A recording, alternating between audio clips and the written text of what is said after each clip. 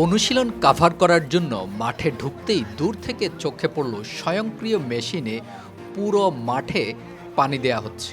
নতুন করে তৈরি করার আগে এমন সুব্যবস্থা ছিল না জাতীয় স্টেডিয়ামে। তবে এখন সবকিছু পাল্টেছে, যেমনটা বাংলাদেশ দলের ক্ষেত্রেও। কিছুদিন আগেও যেখানে দর্শক ফেরাতে সবাইকে অনুরোধ করা হতো, সেই মাঠে এখন দর্শক চাপ সামলাতে বাড়তি নিরাপত্তা কর্মীর প্রয়োজন হয়।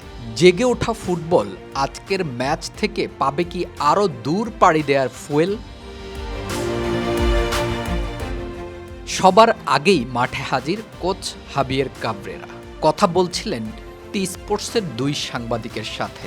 খেলোয়াড়রা এখনও মাঠে আসেনি, তাই কোচিং স্টাফরা তার আগেই সব কিছু প্রস্তুত করে রাখছেন যেন সবাই এলে কোনো প্রকার সময় নষ্ট না হয়। গণমাধ্যমের জন্য মাত্র 15 মিনিট সময়, এর মধ্যেই সব ফুটেজ নিয়ে ছেড়ে দিতে হবে স্টেডিয়াম। মিডিয়া ম্যানেজার আর তার টিম বারবার সে কথাই বলে যাচ্ছিলেন যেন কোনোভাবেই দেরি না হয়।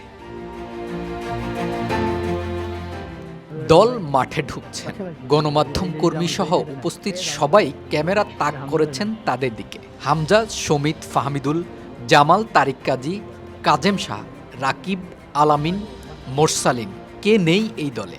দলের ভেতরে বাইরে সবাই জানে সিঙ্গাপুর ম্যাচে বাংলাদেশ কি চায়, আর এই চাওয়াই স্পষ্ট করে জানিয়েছেন অধিনায়ক তার সংবাদ সম্মেলনে। জয়ের ব্যবধান নয়, বাংলাদেশের দরকার 3 পয়েন্ট।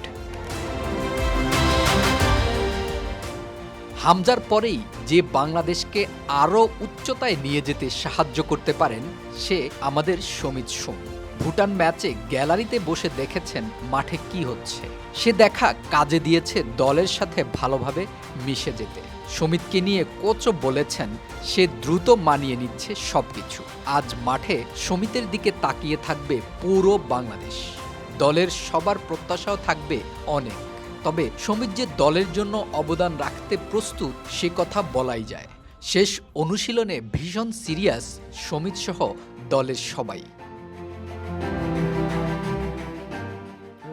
বলা যায় সবার শেষে মাঠে এসেছেন ফুটবলের রাজপুত্র হামজা চৌধুরী।